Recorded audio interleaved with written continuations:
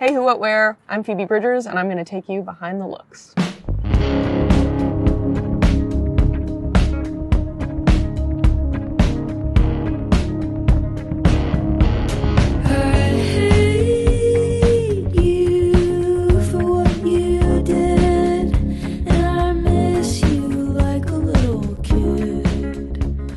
So, motion sickness was more of a costume because it's a character.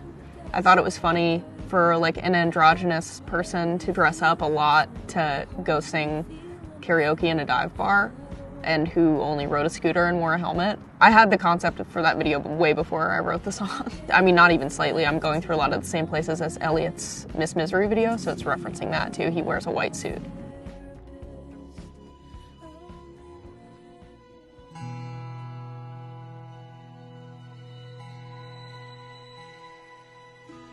Love Phoebe Waller-Bridge. It was awesome working with her for the music video. We got in an argument about whether or not I was gonna wear a skeleton costume for that video. I ended up going with her instinct, and I'm so glad because it looks really cool in black and white.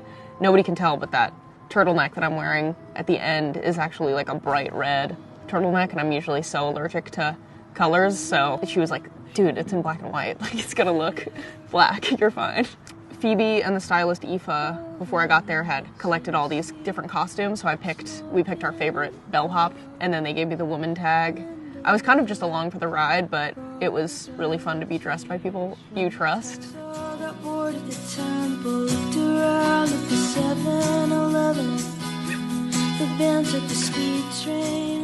I've always loved blondes in gray. I think it just is such a weird look. I was at St. Vincent de Paul, which is a thrift store here. I found the suit for like 10 bucks, and then I spent like $100 tailoring it. And I feel like that's my like new secret with buying clothes. It's just, it doesn't really matter what it is.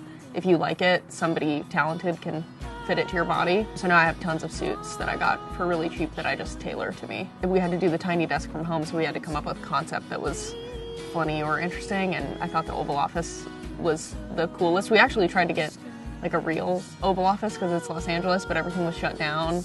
Like, there were no sets that would allow us in, so we had to green screen. But I knew exactly what I'd wear for that because I feel like I have like a slightly Hillary Clinton vibe in it.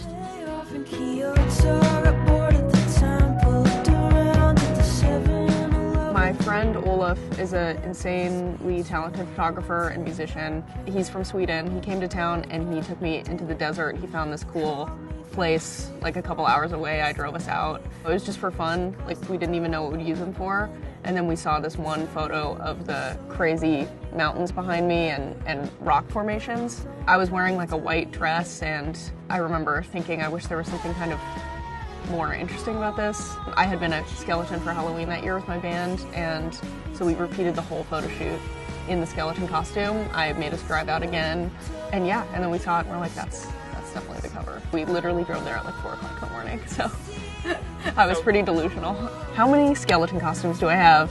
As far as like different skeleton costumes, I probably have like 10 at this point. Once again, Phoebe Bridgers.